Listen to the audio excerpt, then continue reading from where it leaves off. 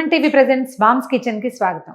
మనం ఎండాకాలం వచ్చేసింది, బోల్డ్ అని వస్తాయి మల్లెపూలు, మామిడికాయలు, తర్వాత మామిడి పళ్ళు, ఈ మధ్యలోనే ఆవకాయలు, అబ్బో బోల్డ్ రకాలు చేసుకుంటాం. అయితే సంవత్సరం అంతా మనం సులువుగా చేసుకునే వంటకం పులిహోర. చింతపండుతో చేస్తాం. అది లేకపోతే అంటే పిల్లలకి నచ్చకపోతే తొందరగా అయిపోవాలంటే నిమ్మకాయ పులిహోర చేసుకుంటాం. అయితే ఎండాకాలంలో చేసే మామిడికాయ పులిహోర చాలా స్పెషల్గా ఉంటుంది. దాంట్లో 2-3 రకాలు చేస్తారు. ప్రాంతాలను బట్టి మారుతుంది. ఒక్కొక్క చోట మామిడికాయ పులిహోరలో ఆవేసుకుంటారు, కొన్ని చోట్లేమో అల్లం వేస్తారు, కొన్ని చోట్ల ఒట్టి మామిడికాయే వేసుకుంటాం.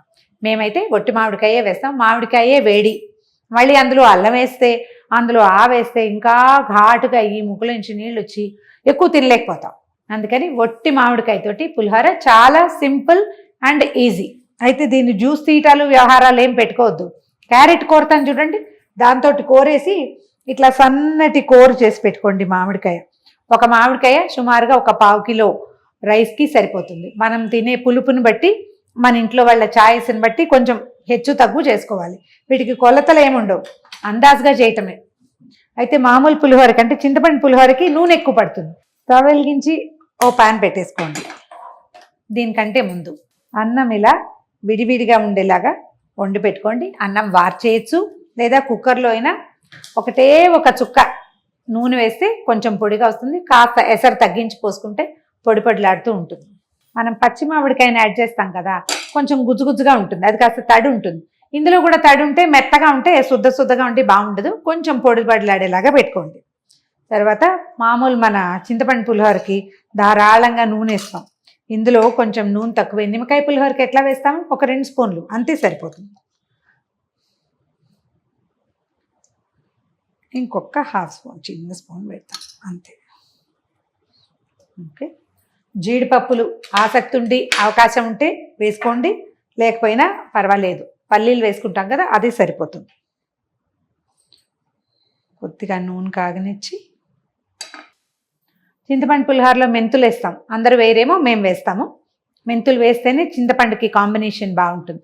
బట్ ఇందులో ఏం వేయం. ఇందులో శనగపప్పు, మినపప్పు, ఆవాలు, పల్లీలు, ఎండుమిర్చి, పచ్చిమిర్చి వేసుకోవటం, కాస్త ఇంగువ, కొంచెం ఫ్రెష్ కరివేపాకు వేసేస్తే తాలింపు రెడీ అయిపోతుంది.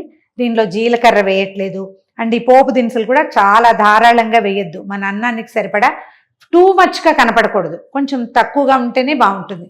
ఈ మన చింతపండు పులిహోరలో లాగా మాత్రం కాదు, కొంచెం తక్కువ. కాస్త శనగపప్పు, మినపప్పు అయితే 1 నిమిషం ఆగి వేయచ్చు. నేను గుళ్ళు వేస్తున్నాను కాబట్టి వేసేస్తున్నా. తర్వాత సన్నావాలైతే చివరికి వేసుకుందాం, లావుపాటు ఆవాలైతే ముందే వేసేసుకోవాలి. ఓకే, తర్వాత పల్లీలు కాస్త సిమ్లో పెట్టి దోరగా వేయిస్తే బాగుంటుంది.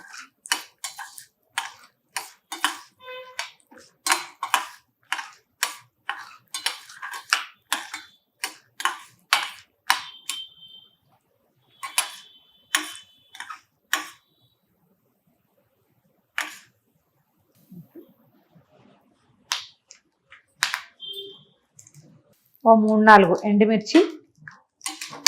మిర్చి తుంచట్లేదు, చక్కగా నిండా ఉంటే అందంగా ఉంటాయి.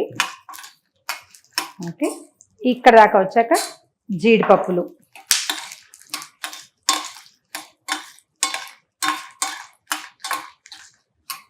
తర్వాత ఓ చిటికెడు ఇంగువ,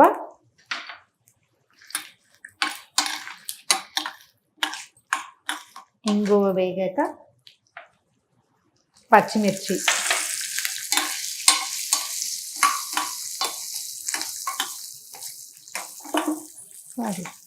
ఈ పచ్చిమిర్చి పొడుగాటి చీలికలు చేసుకుంటే బాగుంటుంది. చిన్న చిన్న ముక్కలు తినగలరు లేరు చూసుకుని వేసుకోవాలి. తర్వాత ఓ 2-3 రెబ్బలు కరివేపాకు. ఇది ఫ్రెష్ లేతాకైతే మరి కాస్త వేసుకోవచ్చు. రవ్వ పెద్దాం. తర్వాత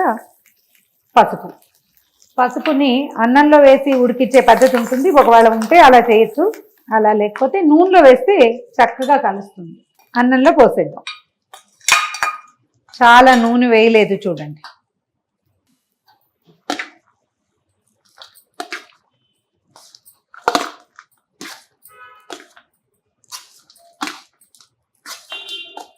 ఇవి 2 పద్ధతులుగా చేయొచ్చండి. ముందే మనం మామిడికాయ గుజ్జుని అన్నంలో కలిపేసుకోవచ్చు, పైన పోపు వేసుకోవచ్చు. లేదా పోపు వేసాక కూడా మనకి పని వెసులుబాటు ఉండాలి కదా. ఇదే ముందు చేయాలి, అది ముందు చేయాలి, సిద్ధాంతాలు అయితే ఏమీ లేవండి. మన ఇష్టం, మన వీలు అంతే. అలా చేస్తేనే పర్ఫెక్ట్, ఇలా కాకపోతే పర్ఫెక్షన్ రాదు అలా ఏమనుకోకండి.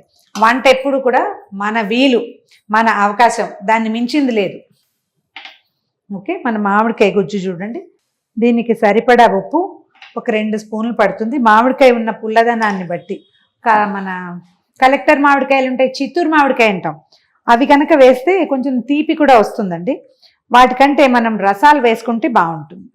కలిపేసి దీన్ని చక్కగా ఈవెన్గా అన్నంలో హాయిగా చేయబెట్టి కలిపేసుకోవటమే. ఇది మనం స్పూన్ తోటే చేయాలి అలా ఏం భావించకండి. గరిటెతోటి చేతితోటి చక్కగా చేసేసుకోవచ్చు. ఇది కలవాలి కదా.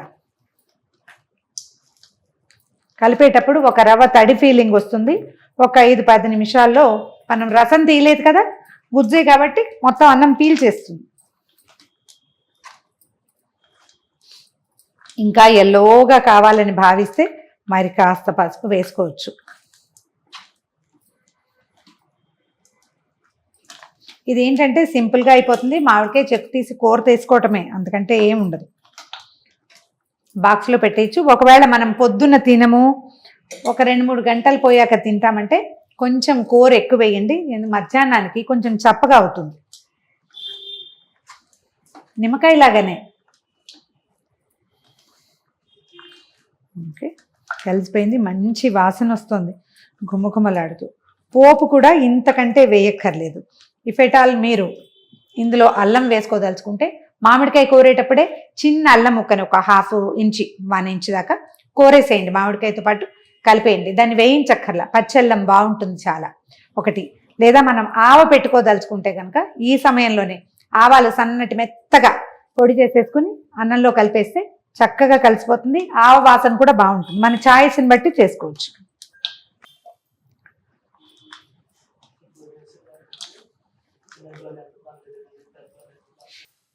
తినడానికి ఒక అరగంట ముందు చేసుకుంటే మనం తినేసరికి ఈ తడంతా నీట్గా పీల్చేస్తుంది, చక్కగా లాగేసి కరెక్ట్గా మళ్ళీ మనం ఎట్లా మొదట చూసాం పొడి పొడిలాడుతూ ఆ స్టేజ్కి వచ్చేస్తుంది. సర్వింగ్ బౌల్లోకి తీసుకుందామా. ఇదిగోండి మన కమ్మని పుల్లని ఫ్రెష్గా ఉన్న మామిడికాయ పులిహోర. చేసి చూడండి, మీకు ఎలా వచ్చిందో, మీకు ఎలా నచ్చుతుందో రకరకాల మెసేజ్ల ద్వారా మాకు తెలియజేయండి. ఈ వీడియో కనుక మీకు నచ్చినట్లయితే లైక్ చేయండి, షేర్ చేయండి. మరిన్ని వీడియోస్ కోసం సుమన్ టీవీకి సబ్స్క్రైబ్ చేసుకోండి.